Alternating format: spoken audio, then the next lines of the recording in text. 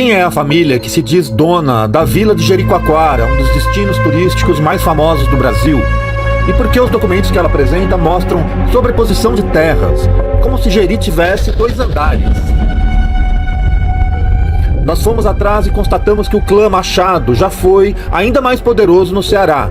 Eles eram donos do Bancesa, um banco que fraudou a União e faliu, deixando uma dívida bilionária. Essa família de Sobral explorou o Carnaúba até a Carnaúba acabar, teve curtume, teve um banco, e essas empresas foram acumulando terras. Para isso, expulsaram camponeses. Agora, reivindicam Jeri. O Ministério Público quer saber por que o documento apresentado por Iracema São Tiago mostra um aumento de 483 hectares de uma hora para outra. O tamanho original em uma das matrículas dos imóveis cresceu 217% em relação à compra pelo marido dela em 1983. Isso pela conta do MP. Este observatório chegou a uma diferença ainda maior, de 544 hectares. Mas tem mais. Nós estamos falando de um parque nacional, criado em 2002 a partir da antiga área de proteção ambiental de Jericoacoara, de 1984. Dos 8.863 hectares destinados à unidade de conservação, 1.883 estão sobrepostos por 13 imóveis da família Machado, ou seja, 21% do parque. E não é que um dos imóveis cresceu de tamanho depois da criação do parque? Nossa equipe constatou que o parque é de 2002, a ampliação da fazenda Junco 1 de 2007. Descobrimos também que a família tentou em 2011 implantar um projeto de energia eólica nas fazendas Junco 1, Junco 2 e Caiçara.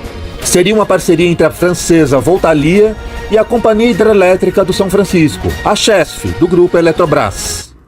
O projeto foi barrado pelo ICMBio. E por quê? Por ser uma área de preservação. O endereço dos parques mudou para o Rio Grande do Norte, e a família Machado cobra indenização pelo que deixou de lucrar. O marido de Iracema era José Maria de Moraes Machado. Ele era diretor do Banco de Crédito Popular de Sobral, o Bancesa, fundado por seu pai, Manuel Machado de Araújo.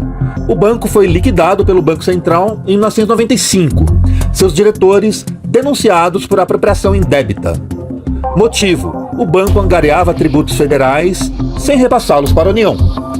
Os recursos desviados somavam 134 milhões de reais. Vamos fazer a correção monetária em relação a 1995? Isso significa hoje 1,5 bilhão de reais. Quem produz conta com a agilidade e a eficiência de um grande banco. Conta com o Bancesa. Há 65 anos, o parceiro de quem produz.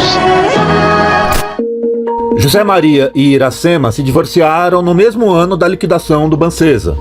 E aí as fazendas de Jericoacoara foram parar nas mãos de Iracema. Somente 8 anos depois, em 2003, foi feita a averbação nas matrículas, oficializando a partilha. Poucos meses depois, a Justiça pediu a indisponibilidade dos bens de José Maria. Só que essa decisão não atingiu as terras de Jericoacoara. Por quê? Porque agora elas eram de Iracema. No ano seguinte, 2004, o TRF condenou José Maria a 8 anos de prisão em regime semiaberto. Em 2017, a dívida do Bancesa com o INSS já era de 1,4 bilhão de reais. Enquanto isso, a família pedia no INCRA indenização pelas fazendas em Jeri. Um dos peritos judiciais, em tese parte neutra no processo, chegou a atribuir a elas um valor de 625 milhões. O cálculo do ICMBio foi bem diferente. O MP considerou aqueles valores exorbitantes, como mostrou o repórter Carlos Madeiro no UOL, aquele que revelou toda essa farra fundiária no Ceará. Somente a fazenda Caiçara, a que mais aumentou de tamanho na matrícula, foi avaliada por aquele perito por 418 milhões de reais. Observem o nome dessa fazenda, Caiçara, palavra que remete aos habitantes tradicionais do litoral, e não aos donos do capital e do poder. A tia materna de Iracema era esposa de Virgílio Távora, governador do Ceará, durante a ditadura. Ele deixou o Palácio da Abolição em 1982, um ano antes da chegada do clã Machado a Jeri, e se tornou senador.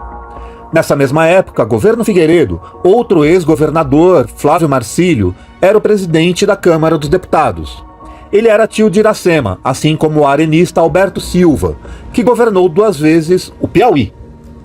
Iracema também é irmã da deputada constituinte Moema Santiago, esta de esquerda, exilada pela ditadura. Décadas depois, na capital cearense, um dos imóveis urbanos abandonados pela família está com as estruturas abaladas e pode desabar. O prédio abandonado coloca pedestres e vizinhos em risco. Pode isso, judiciário? Uma das empresas da família de Iracema em Fortaleza, a Santa Elisa Limitada, é alvo de uma ação judicial movida pela Associação Brasileira dos Defensores dos Direitos e Bem-Estar dos Animais. Segundo a denúncia, a empresa retira cachorros de abrigos para viverem em imóveis abandonados, sem alimentação, sem água. E para quê? Segurança gratuita. Os herdeiros do Bancesa fazem hoje uma ofensiva para recuperar o patrimônio da família. Em Fortaleza, Manuel Messias Monteiro dos Santos ocupava um desses imóveis abandonados com uma escolinha de futebol. Um dia saiu e, quando voltou, parte da casa estava demolida. Seus animais de estimação na rua. E a família Machado quer mais. Em Cruz, município vizinho de Jeri, os filhos de Iracema movem uma série de ações de despejo contra camponeses. Em 2012, segundo um dos poceiros, Estevam Santiago Machado enviou funcionários da fazenda Caiçara para retirar as cercas de um lote ocupado, com apoio policial. A família foi constrangida a fazer um acordo e sair. Outro proprietário de lotes na região conta que teve cercas arrancadas a mando do filho de Iracema, e que a prática vem desde a compra dos terrenos nos anos 80 por parte do marido dela na época, José Maria de Moraes Machado. Uma testemunha diz que as intimidações, invasões e derrubadas de cerca eram os recursos utilizados pela família em Jericoacoara para a expulsão de antigos proprietários. É isso mesmo, Brasil! Vamos contar a história completa de Jeri?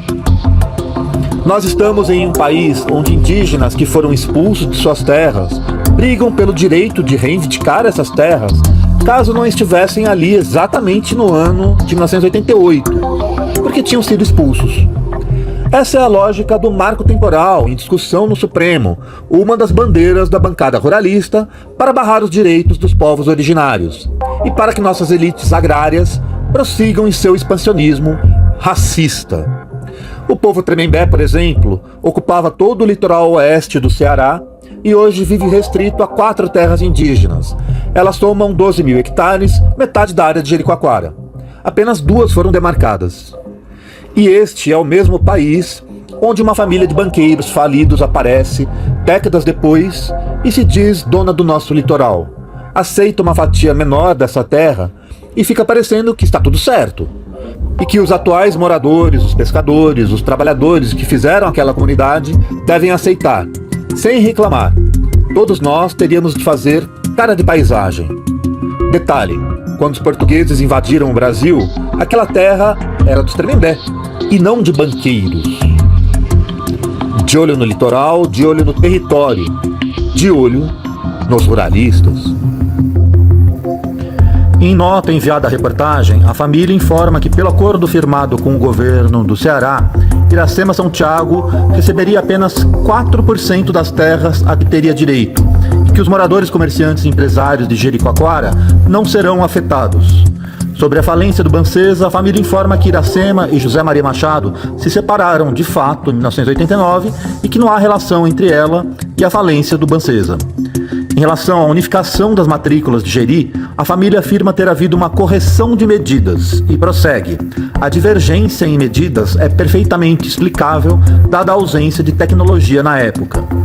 Por fim, a nota diz que os relatos de que Zé Maria e Estevam expulsaram moradores de Cruz são infundados e nega haver abandono de imóveis e de animais em Fortaleza.